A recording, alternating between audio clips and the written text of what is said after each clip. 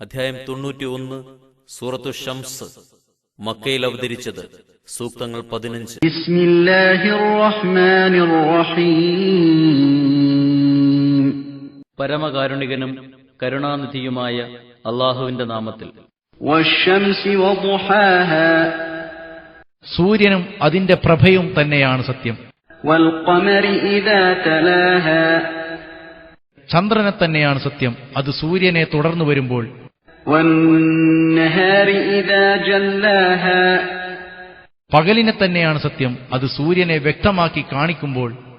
വല്ലൈലി ഇദാ യഗ്ഷാഹാ. രാത്രിയെ തന്നെയാണ് സത്യം, അത് സൂര്യനെ മൂടിപ്പൊതിയുമ്പോൾ. വസ്സമാഇ വമാ ബനാഹാ. ആകാശവും അത് സ്ഥാപിച്ചവനും തന്നെയാണ് സത്യം. വൽഅർദി വമാ ത്വഹാഹാ. ഭൂമിയും അതിനെ പരത്തിയവനും തന്നെയാണ് സത്യം. വനഫ്സിൻ വമാ സവ്വാഹാ. ആത്മാക്കളും അവയെ ശരിപ്പെടുത്തിയവനും തന്നെയാണ് സത്യം. ഫഅൽഹമഹാ ഫുജൂറഹാ വതഖ്വാഹാ. എന്നിട്ട് അതിന്റെ നന്മയും തിന്മയും അല്ലാഹു അതിന് തോന്നിച്ചു കൊടുക്കുകയും ചെയ്തിരിക്കുന്നു. ഖദ് അഫ്ലഹ മൻ സക്കാഹാ. തീർച്ചയായും അതിനെ സംശുദ്ധമാക്കിയവൻ വിജയിച്ചു. വഖദ് ഖാബ മൻ ദസ്സാഹാ.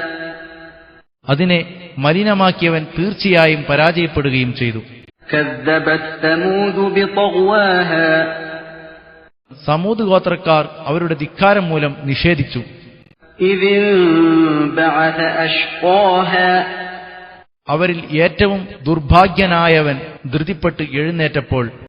فقال لهم رسول الله ناقة الله وسقياها.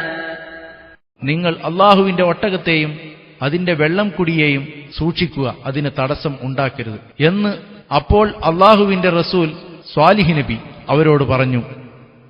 فكذبوه فعقروها فدمدم عليهم ربهم بذنبهم فسواها.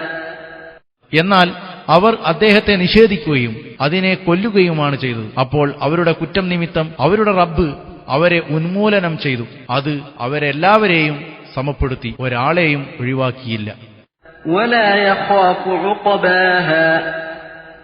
അതിന്റെ അനന്തരഫലത്തെക്കുറിച്ച് അല്ലാഹു ഭയപ്പെട്ടതുമില്ല.